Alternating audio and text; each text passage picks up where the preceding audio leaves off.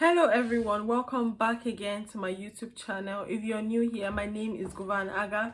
I make videos about living and schooling in Switzerland. So if you want to see more of these videos, please consider subscribing to my channel. Thank you so much for doing that. So in today's video, as you can see also from the title, I am telling you about the things you need to do upon arrival in Switzerland. These are very important, and I wish someone had told me or had watched a video about it or had read on it. So if you want to know the things to do upon arrival in Switzerland, keep watching this video.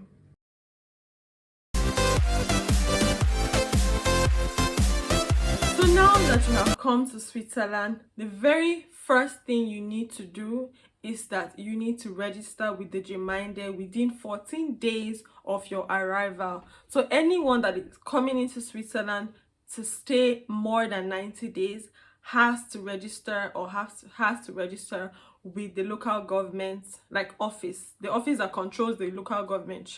That is what Gemeinde means in German. So you need to register with them. The documents that you need to take would also be communicated to you. This purpose is so that you can get your residence permit. You're going to register for your residence permit. Like I said, the documents will be communicated to you. The second very next thing that is very important you need to do is to also apply for a work permit. So as you have heard from my previous videos, students are only allowed to work 15 hours a week after 6 months of their study. So only after 6 months are you allowed to work. So I would advise that when you have gone to apply for your residence permit, you also tell them you would like to apply for the work permit, or ask them what the process is like, so that when you are now eligible to work, you don't have to be delayed because you have applied for your work permit and you're waiting for it. Because like I know, it is just another permit that is going to take time. So why not you have the work permit, and then when you're ready to work, you just start working. Does that make sense? Yes, it makes sense. Thank you very much. You're welcome. So the very next thing you need to do is to pay for your transportation.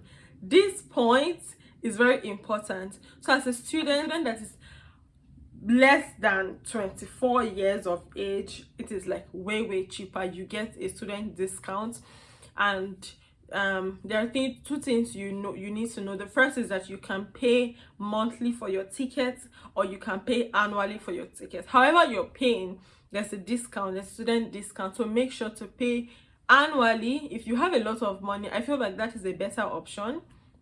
But if you don't, you can pay monthly for your tickets, okay? And then the second thing you also need to know is that there's another fee you need to pay for half fare tax or half tax, however you want to call it. So this just says that you're paying half. You pay a discounted amount of money, which is the half fare tax, so that when you are now buying your tickets annually or monthly, you're paying half of that. Does that make sense? So I'm really telling you to pay for this because I didn't pay annually, so I had to pay monthly, and sometimes I didn't pay because I wasn't going anywhere. It was during lockdown, right? And then I was caught. The ticket officers come to check the trains, and then I was caught and I was asked to pay 100 francs fine. So Switzerland people, like, they can't shout. So anything they catch you do, you are going to pay money. They are going to fine you, okay? So I paid 100 francs as opposed to just paying 2 francs 80 rappen, which is really cheap, right? And the other thing you need to also know is that if you're caught the second time, it is higher. And guess what? I was caught the second time and I paid 140 francs. And if you're caught the third time, which I would never ever be caught again in my life, and if you're caught the third time, it's also going to be a higher fine. And I also heard that you're going to be jailed or something like that. The very next thing you also need to do is to be strategic about working here when you come. I advise you not to wait at the end of your studies before you now start thinking, oh wait, where am I going to work? What am I going to do? No.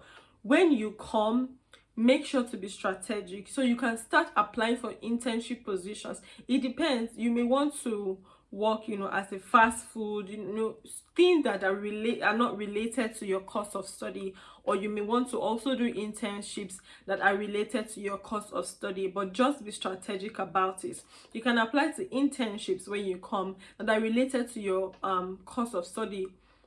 You can also, like, you can work there during summer breaks and do your regular work, but however it is, be strategic when you come here.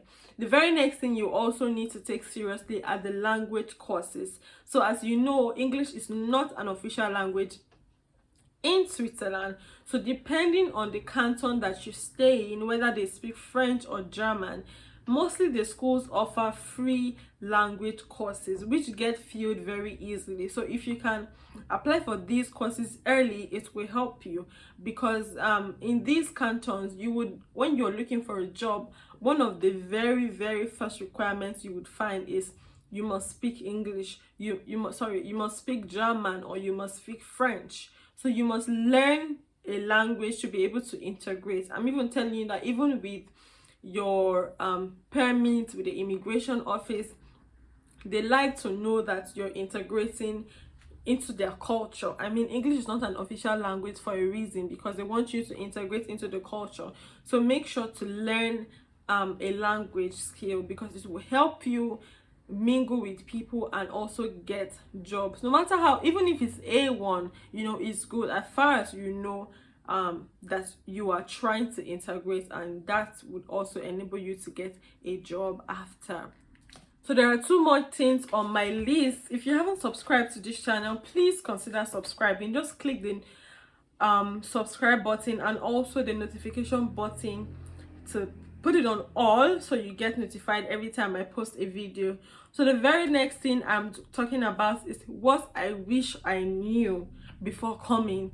You can always change apartments. You can always get a cheaper place to stay when you come here. Peradventure, you're paying 800, 900, 700, depending on what you want. You can always get a shared apartment, or you can always like look for cheaper apartments when you come. It is very okay, like it's possible. I didn't know it was possible, so I didn't save money. I just stayed where I was staying, where I was paying expensive rent. You can always look for a cheaper place to stay. You can save 100 francs, 140 francs, even 200 francs if you look very well for cheaper accommodations. The very next thing you need to do is to get an insurance scheme. You need to register for your insurance. It is mandatory to register for your insurance, and there are a lot of insurance organizations or companies or whatever. It will also be communicated to you, so you have a list of insurance that you should choose from. Read the agreements properly. If you have other people, you can also ask questions on how it has been, what are their agreements, what is it about, what are the highs and lows, the pros and cons, so you're able to choose an insurance company or agency. Yeah, but you need to register for your insurance. The very next thing you need to do is to take advantage of student discounts. So for these grocery stores, I know that they don't give student discounts because mostly they are on sale. But when I say student discounts, I mean restaurants, I mean clothing stores, I mean makeup stores. Sometimes they have student discounts, so always ask them, because if you do not ask, they don't tell you. But if you ask, you can get the information. Always ask them, do you have student discount? And also, if it's your birthday, sometimes restaurants and stores like this give free treats for your birthday. So always ask if it's your birthday, if you're lucky, and then always ask if they have student discounts. Most stores in Switzerland do have student discounts, but you also have to provide your student ID to get a student discount. The next thing on my list is you need to only shop at cheap and affordable stores. Don't be like me. I went to the expensive store. Why? Because I didn't know that they were cheap and affordable stores. So in Switzerland, if you want to shop as a student, you go to places like Dena, you go to places like Lidl, you go to places like Aldi. Those stores are way affordable, and to be honest, most times they're on sale, so you can buy stuffs at these places. Places you should not go. I mean, there are some things you would like to buy in, you know, the expensive places sometimes if it's your preference, but Coop is expensive. Coop is expensive. Everything in Coop is expensive. I mean, like I said, there are exceptions, but Coop is just known to be the most expensive store in Switzerland, so stay away from Coop. Migros is also quite expensive but more flexible. There are some things you can also get from Migros, but the very, very, very affordable stores are Dena, Lidl, Aldi. And another tip, if you're shopping, always check for the expiration date. Always check for the expiration date, especially like vegetables and stuff like that that are perishable. They expire quickly. Within a week they are expired. Always check for the expiration date before you buy stuff. So if you're still watching this video up till now, you are the real G. Just help me like the video and help me click on the subscribe button. When you click on the subscribe button, there's going to be a notification bell by the right. Just click on it and then click on all.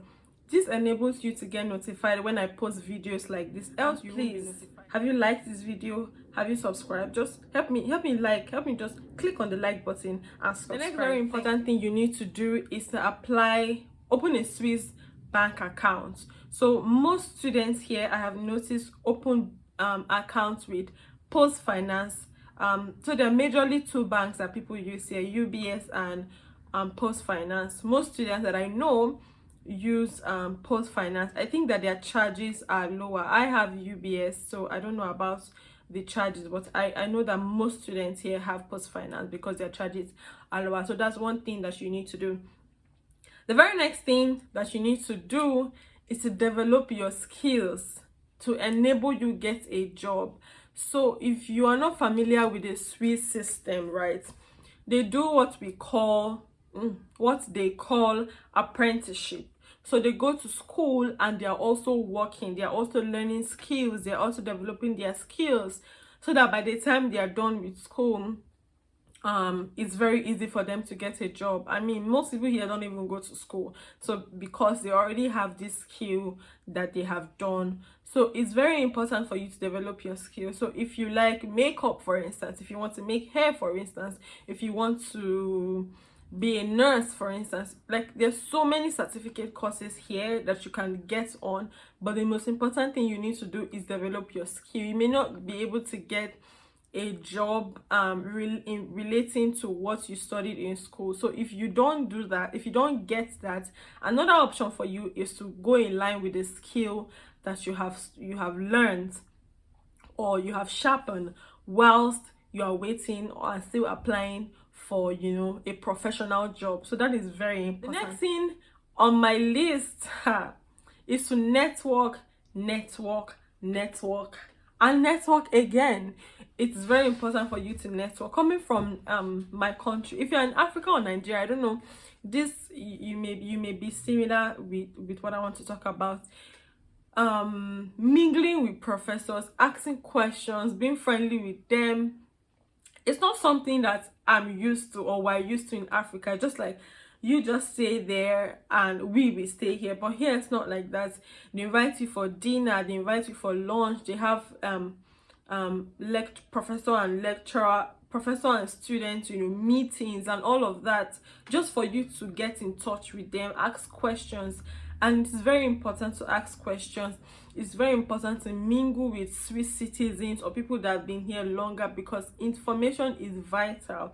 It's only when you mingle with people that you get information from them. I know it can be overwhelming, but make sure to ask questions. Always ask questions. Never assume anything, because you can always get help or you can always, you know, just get out of trouble if you ask questions and know the right thing to do. So we have come to the end of this video with this very last point that is very, very necessary and important. As you're coming from Africa, you know, whatever, hold your joy in one hand, hold your God in the other hand. I'm telling you, this is vital, because the culture shock you would get, it's unbelievable. I have said before in my videos, Swiss people mind their business. It is so quiet here. People are not going to come up to me and say, oh, how are you doing? Are you hungry? You know, it's not like Africa. It's not like your home country where people are excessively, you know, kind and caring at first, except, you know, it's grace and favor, which is very possible. But make sure you carry your God and you carry your joy. It is very easy to get depressed here, especially if you don't have family, if you don't have friends. So try going out, try mingling with the right people. Just, you know, don't keep staying indoors. Mingle with people, with the right people.